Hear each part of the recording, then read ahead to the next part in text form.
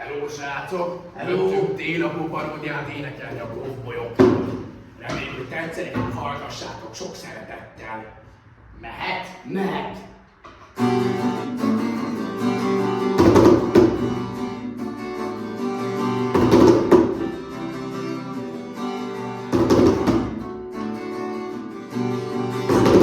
Ha megmegyünk, nem is olyan népszerű.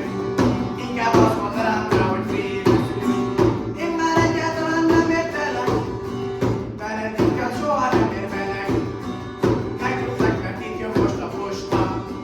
Lábköröldön ott egy óriás gomba. Mindenkinek igaza van abban.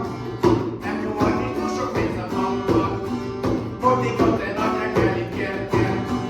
Pedig nem is kell szemlőtt élnél. Ha meglátom, hogy nem kezdek korábban, folytathatod a napodat csopánya. Az a jó, hogy nem a régi már, mindenkire nyargassza már. Egész nap csak lustán ülünk az órán, szemét hallgatja mindent talál. Semmit nem tudsz karácsonyra annak, mert nem vagy egy kicsikét sem gangsta. De nem olyan nagy gonosz vagyok veled, örülj, hogy nem adok pofont neked. Megajándékoznak amira, gyere meghívlak egy vagyira. Te pedig egy pulóver kaprákos, a többi ruhád egy kicsikét lányos. Lenne hozzád egy kérdésem, nemesen, én mondják, hogy nem áll jól a szemesen.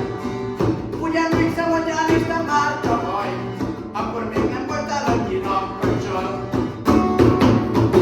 Aztán nem a régi már, mindenki nagyon hossza már.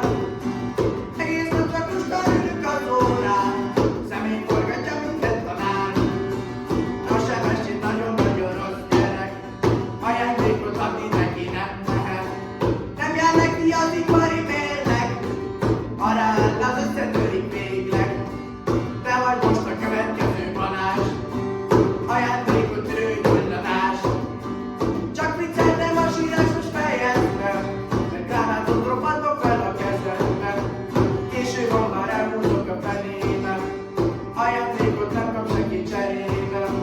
Búcsúzáskor ágszebb a káröröm, sátorcsát a fejednek a köcskölöm. Az aztán nem a régi már, mindenki egy napon hossza már. Egész nap csak lustán ülünk az órán, szemét forgatja minden tanár. Elnézést kérek mindenkitől a gitározási céljaimért, de szerintem azért nem lett rossz. Köszönjük, hogy végignéztétek. Na hello! Sziasztok!